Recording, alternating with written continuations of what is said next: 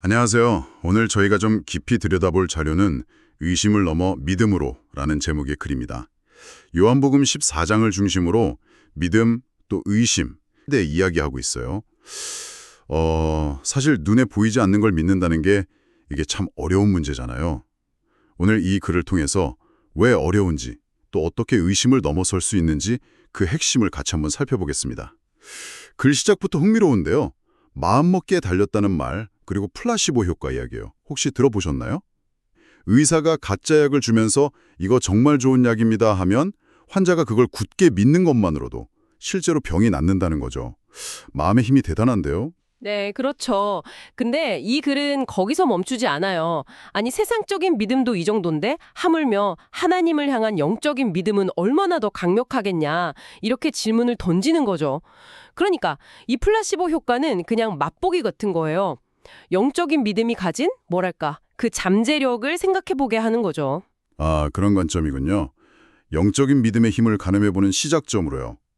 그런데 마음의 힘이 그렇게 크다면 왜 신앙생활은 어려울까요? 이 글은 그 이유를 보이지 않는 하나님을 믿어야 한다는 점에서 찾아요. 예수님도 제자들에게 물으셨잖아요. 내가 아버지 안에, 아버지가 내 안에 계신 걸 왜 못 믿느냐. 이게 그때나 지금이나 똑같은 고민이라는 거죠. 맞습니다. 그리고 그 어려움의 뿌리가 꽤 깊다고 봐요. 마치 아이가 엄마가 안 보이면 불안해하는 분리불안처럼요. 인간이 느끼는 근원적인 불안감이 사실은 하나님과 분리되었기 때문에 온다고 설명해요. 물고기가 물 떠나 못 살듯이 우리 영혼도 하나님 없이는 참 평안을 얻기 어렵다는 그런 비유죠. 와, 분리불안에 비유하시다니. 그럼 해결책은 뭔가요? 계속 불안하게 살 순 없잖아요. 네, 그래서 복음 이야기가 나오는 겁니다.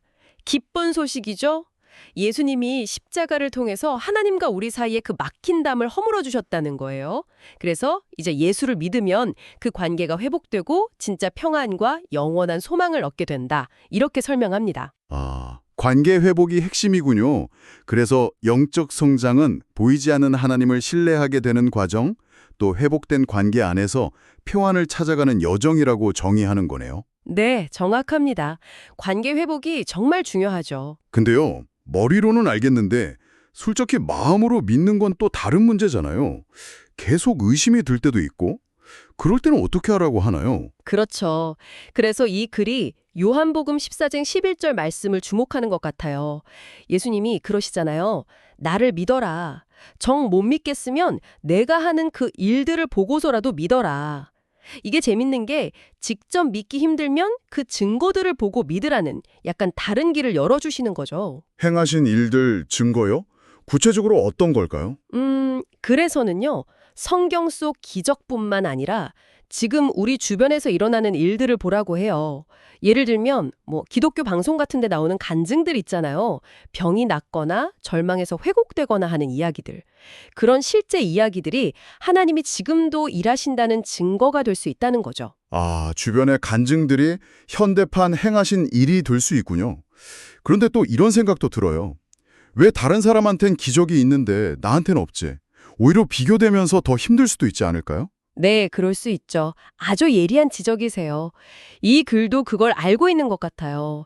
그래서 나에게도 기적이 일어나야만 믿겠다는 태도를 넘어서야 한다고 살짝 이야기하는 거죠. 그럼 기적만 바라볼 게 아니라면 뭘 해야 하는 거죠? 그래서 다음 단계로 기도와 순종을 이야기합니다.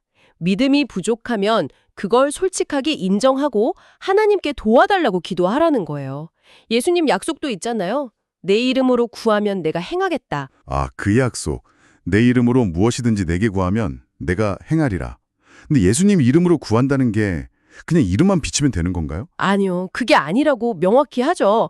그냥 주문처럼 이름을 쓰는 게 아니라 예수님의 뜻과 내 마음이 같아져서 그분의 영광을 위해 기도하는 걸 의미한다고 설명해요. 예수님이 광야에서 돌로 떡 만들라는 유혹 거절하셨잖아요. 능력이 없어서가 아니라 그게 하나님 뜻이 아니었기 때문이라는 거죠. 기도의 동기가 중요하다는 거예요. 그렇군요. 내 욕심이 아니라 하나님의 뜻에 맞춰 구하는 것. 그리고 또 중요한 게 있다고요? 네, 바로 요한복음 14장 15절 너희가 나를 사랑하면 나의 계명을 지키리라. 이걸 통해 사랑과 순종을 강조해요. 하나님을 사랑하면 자연스럽게 말씀을 지키게 되고 그런 관계 속에서 하는 기도가 진짜 응답받는 기도라는 거죠. 사랑과 순종 위에 세워진 기도. 깊이 생각해 볼 부분이네요. 자, 그럼 이제 마지막으로 모세 이야기로 넘어가는 것 같은데요. 아주 극적인 예시죠. 네, 맞아요. 홍해 앞에 선 모세. 앞은 바다고 뒤는 이집트 군대. 정말 절망적인 상황이었잖아요. 그때 하나님이 뭐라고 하셨죠? 엄청난 힘을 주신 게 아니라 그냥 내 지팡이를 들어 바다 위로 내밀어라. 이거였어요. 아주 단순한 명령. 와, 지팡이를 내미는 그 행동 하나요? 그렇죠. 여기서 글쓴이가 강조하는 게 바로 그거예요. 우리에게 필요한 건 홍해를 가를 능력이 아니라 하나님의 말씀을 믿고 지팡이를 드는 순종의 행동이라는 거죠. 이게 바로 예수님이 말씀하신 겨자씨만한 믿음과 통하는 거예요. 믿음의 크기보다 중요한 건 그 작은 믿음으로 순종하는 용기라는 거죠. 그러니까 믿음이 작다고 좌절할 게 아니라 그 작은 믿음이라도 가지고 순종의 발걸음을 내딛는 게 중요하다는 말씀이시군요. 네, 바로 그거죠.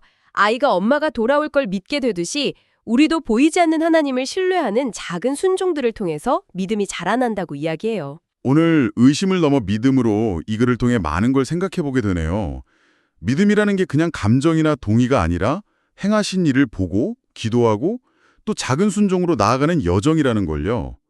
결국 주저앉아 있기보다 모세처럼 믿음의 지팡이를 들고 기도로 나아가고 작은 순종을 시작하라는 그런 촉구 같아요. 마지막으로 여러분께 이런 질문을 던져보고 싶어요.